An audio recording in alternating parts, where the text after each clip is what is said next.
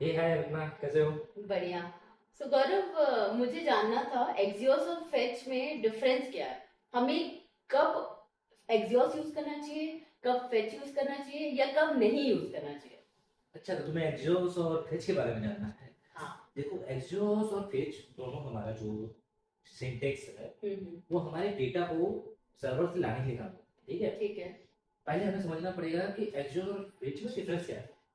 Fetch क्या होता है? हमारा नेटिव नेटिव, ठीक है, जो ओके। ब्राउजर और ये सब नेटिव प्रोवाइड करते हैं। हम्म। और एक्सियोस जो क्या होता है कि हम एक्सटर्नल लाइब्रेरी स्टोर करते हैं। हम्म। तो हम लोग को पहले डिसाइड करना पड़ेगा कि हम एक्सटर्नल लाइब्रेरी को डिपेंड करना चाहते हैं या इंटरनल। बट दोनों का एडवांटेज और डिसएडवांटेज भी है, आपको को समझना पड़ेगा। ओके।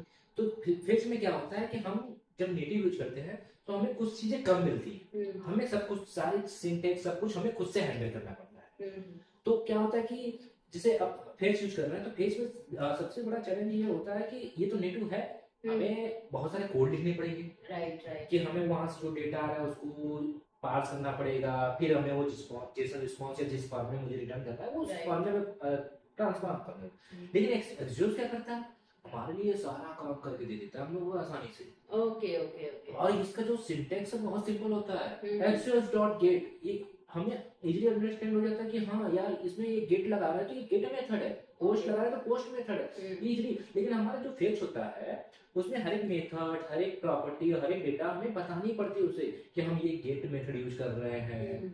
ये पोस्ट मेथड, तो हमें वो मैनुअली करना पड़ता है। हम्म। तो ये हमारा एडवांटेज और डिसएडवांटेज ऐसे चेक कर सकते हैं हम्म। कि फेच हम वहां यूज करेंगे हम्म। जहां पे हमें एपीआई इंटरप्शन नहीं करना है। मतलब लाइट वेटेड एप्लीकेशन है, चाहते हैं मुझे एपीआई से इंटरेक्ट नहीं करना है, हाँ। इंटरप्शन, मतलब कि okay before going to the server okay.